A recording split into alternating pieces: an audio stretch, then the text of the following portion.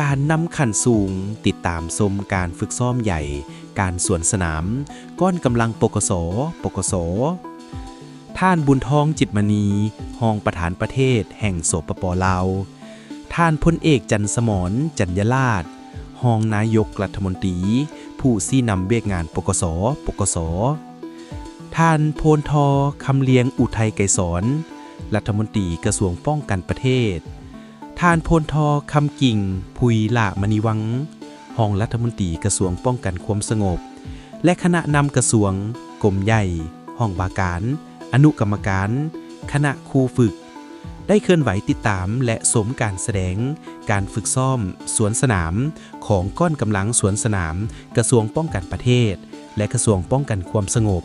ที่ประสานสมทบร่วมการฝึกซ้อมใหญ่อยู่วิทยาคารนายทหารบกกรมดำในวันที่6 พฤศจิกายน 2025การฝึกซ้อมใหญ่ครั้งนี้เป็นครั้งที่2กำลังป้องกันประเทศป้องกันความสงบได้ประสานสมทบฝึกซ้อมส่วนสนามร่วมกันโดยฝึกซ้อมแบบเต็มรูปแบบและสมจริงจุดประสงค์เพื่อรับประกันความพร้อมคุณภาพและความเป็นเอกภาพในด้านต่างๆให้แก่การเข้าร่วมสวนสนามเฉลิมฉลองวันชาติที่2 ธันวาครบรอบ50 ปี2 ธันวา1975 52 ธันวา2025ที่จะมาถึงในมม.นี้ให้เต็มไปด้วยความหมายความสำคัญมีบรรยากาศฟดเฟื่อนและแสดงให้เห็นการเติบใหญ่ขยายตัวของประเทศชาติก็คือกำลังป้องกันประเทศกำลังป้องกันความสงบเพื่อระลึกถึงวันสำคัญทางประวัติศาสตร์ของชาติเอกอ้างผลงานในการสร้างสรรค์และพัฒนาประเทศชาติตลอดระยะ50 ปีต่อแขกภายในและต่างประเทศ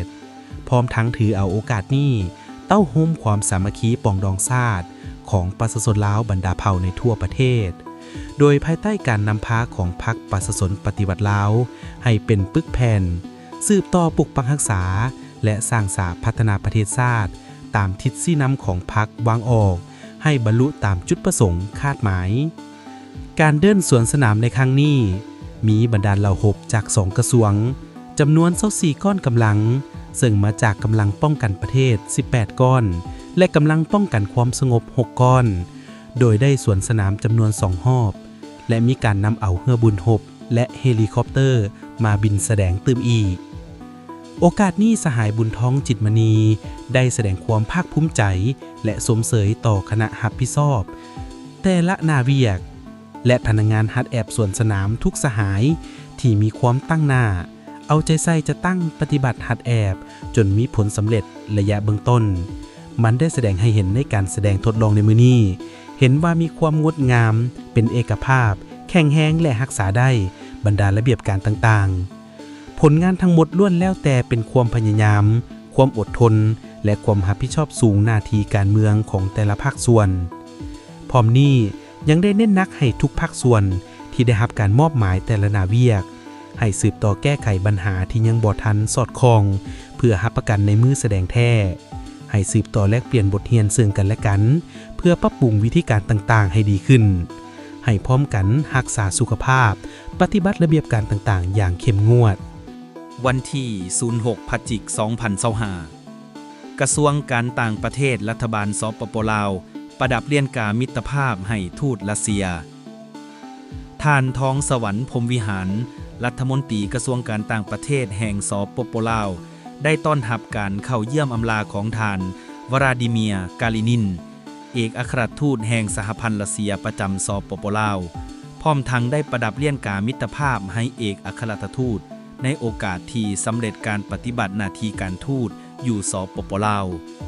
ท่านทองสวรรค์พรหมวิหารได้แสดงความสมเสยต่อท่านวลาดิเมียร์กาลินินที่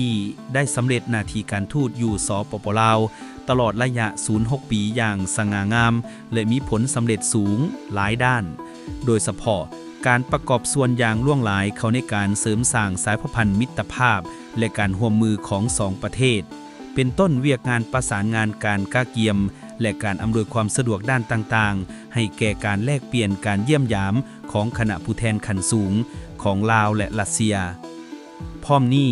ยังได้ประกอบส่วนสุกยู่การร่วมมือหลายด้านในการจัดตั้งปฏิบัติบรรดาโครงการต่างๆในแต่ละแขนงเช่นการร่วมมือด้านการเมืองความมั่นคง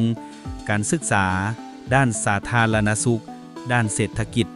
การพัฒนาบุคลากร